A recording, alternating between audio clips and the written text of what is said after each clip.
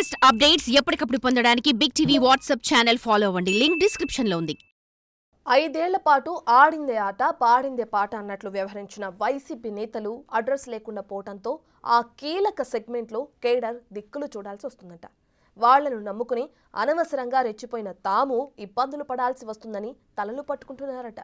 Incharge దగ్గర నుంచి second grade cadre వరకు ఎవరూ కనపడకుండా పోయారట. ఉన్న మరికొందరు లీడర్లు పార్టీకి గుడ్ బై చెప్పడంతో వైసీపీ దాదాపు ఖాళీ అయిందట.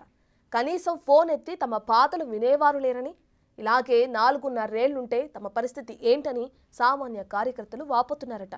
ఇంతకీ ఆ నియోజకవర్గం ఏది? కుప్పం నియోజకవర్గం టీడీపీ అధినేత చంద్రబాబు నాయుడి అడ్డ.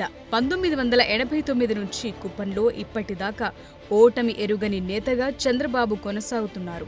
అయితే 2019 సార్వత్రిక ఎన్నికల తరువాత కుప్పంలో టీడీపీ పనైపోయిందన్న ప్రచారాన్ని పెద్ద ఎత్తున జనంలోకి తీసుకొచ్చే ప్రయత్నం చేసిన వైసీపీ ఇప్పుడు గడ్డు పరిస్థితిని ఎదుర్కొంటోంది. 2024 ఎన్నికలు జరిగిన 6 నెలల్లోపే వైసీపీ ప్రాబల్యం తగ్గిపోయింది. గత స్థానిక సంస్థల ఎన్నికల్లో అధికారాన్ని అడ్డుపెట్టుకుని దౌర్జన్యాలు చేసి కుప్పం సెగ్మెంట్లు అన్ని చోట్ల పాగా వేసింది. ఆ ఊపులో 2024 సార్వత్రిక ఎన్నికలకు ముందు వై నాట్ 175 అనే నినాదం ఎత్తుకుంది. కుప్పం నియోజకవర్గంలోని 4 మండలాల్లో ఎంపీపీలను, కుప్పం మున్సిపాలిటీని సొంతం చేసుకున్న వైసీపీ అక్కడ చంద్రబాబు నాయుడిని కూడా ఓడిస్తామని ప్రగల్భాలు పలికింది. అయితే రాష్ట్రంలో అధికారం కోల్పోవడంతో 6 నెలల్లోనే కుప్పంలో వైసీపీ సీన్ రివర్స్ అయ్యింది.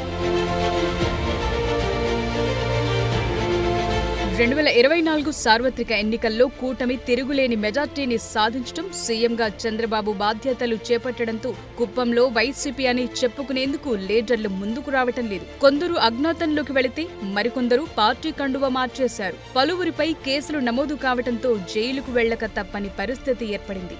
అధికారంలో కొనసాగుతున్న టైంలో కుప్పం విషయంలో వైసీపీ అధిష్టానం పెద్ద స్కెచ్చే వేసింది. నాటి ప్రతిపక్ష నేత చంద్రబాబు నాయుడు సొంత నియోజకవర్గం కుప్పంపై విపరీతంగా దృష్టి సారించింది.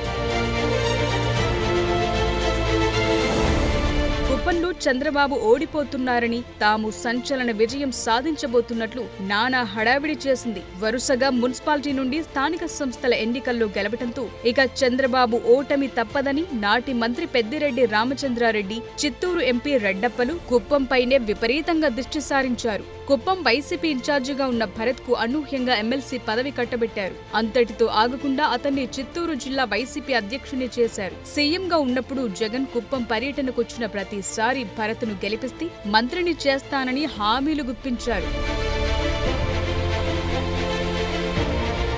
అంతటితో ఆగకుండా వై నాట్ 175 నినాదాన్ని వైసీపీ కుప్పం నుంచే మొదలుపెట్టింది. జగన్ ఎన్నికల ముందు హంద్రీనీవా నీటిని విడుదల చేసి కుప్పానికి నీళ్లిచ్చినట్లు చెప్పుకున్నారు. కుప్పం అభివృద్ధికి 65 కోట్ల నిధులిచ్చామని ప్రచారం చేసుకుని వైసీపీ శ్రేణుల్లో గెలుపు వాతావరణాన్ని సృష్టించారు. ఒక వ్యూహంలో భాగంగానే కుప్పం నియోజకవర్గంపై వైసీపీ అంతగా ఫోకస్ పెట్టింది. కుప్పంపై ఫోకస్ పెంచితే చంద్రబాబు నాయుడు డిఫెన్స్ లో పడి సొంత నియోజకవర్గంపైనే ఎక్కువ దృష్టి సారిస్తారని, తద్వారా మిగిలిన చోట్ల బాగా లాభపడొచ్చని వైసీపీ వ్యూహరచన చేసింది. దానికోసం ఒకానొక సమయంలో ఏకంగా చంద్రబాబు కుప్పం పర్యటనను అడ్డుకుని పెద్ద ఎత్తున గందరగోళం సృష్టించారు.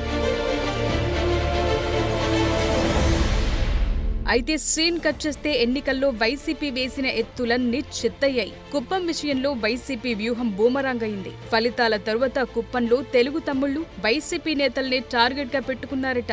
దాంతో ఇప్పటికే పలువురు వైసీపీ నేతలు టీడీపీకి టచ్లోకొస్తే మరికొందరు నేతలు చెల్లాచెదురయ్యారట. కీలకమైన నేతలు Peddireddy అనుచరులందరూ అజ్ఞాతంలోకి వెళ్లిపోయారట.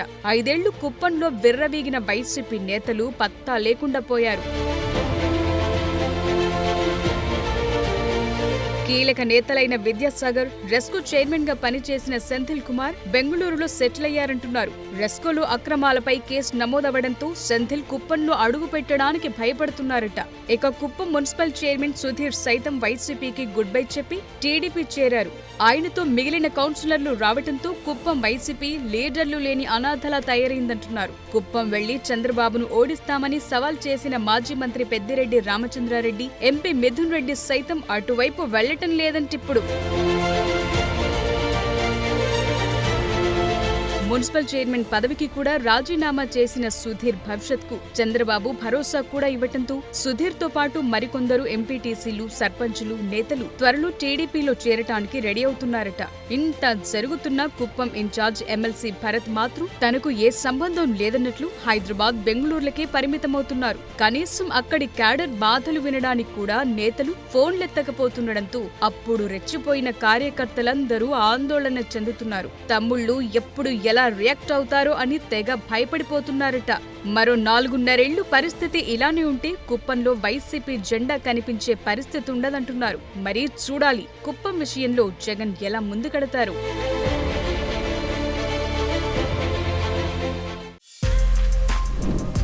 For more videos like this, subscribe Big TV channel.